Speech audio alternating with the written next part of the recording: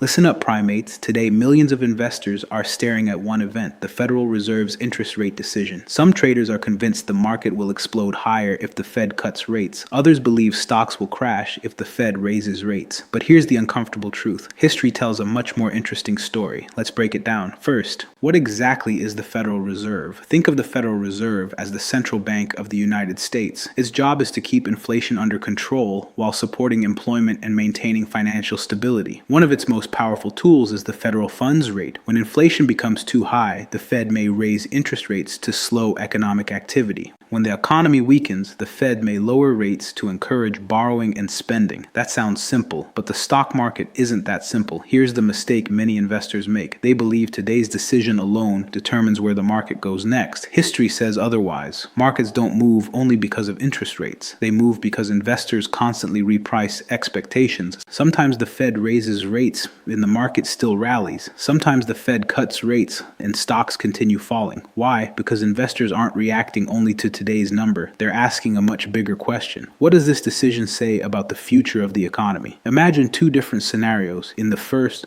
the Fed cuts interest rates because inflation is under control and the economy is slowing gradually. Markets may view that as supportive. Now imagine a different situation. The Fed cuts rates because the economy is entering a serious recession. That's a completely different story. The same rate cut, but two completely different meanings. The market reacts to the reason behind the decision, not just the decision itself. The same applies to rate hikes. Many people assume higher rates automatically mean lower stock prices, but history shows several periods where markets continued climbing during rate hiking cycles because corporate earnings remained strong and businesses kept growing. That's because long-term stock prices are ultimately supported by fundamentals. Companies creating more profits, businesses becoming more productive, innovation driving future growth. Those forces often matter far more over time than a single Fed meeting. And today isn't just about the Federal Reserve. Investors are also watching major corporate earnings. These reports reveal something just as important. Are companies actually making more money? Are they growing revenue? Are profit margins improving? Are executives optimistic about the future? Because at the end of the day, stocks represent ownership in businesses, and businesses create long-term value through earnings, not headlines. So what should investors learn from today? Simple. Expect volatility. Big news creates emotional reactions. Prices may jump, prices may fall. Financial media will rush to explain every move. But disciplined investors understand something different. One trading day rarely defines decades of investing. History has repeatedly shown that markets experience corrections, recoveries, policy changes, recessions, and expansions. Yet over long periods, successful investing has depended more on patience, strong businesses, and consistent discipline than on correctly guessing every Fed announcement. So instead of asking,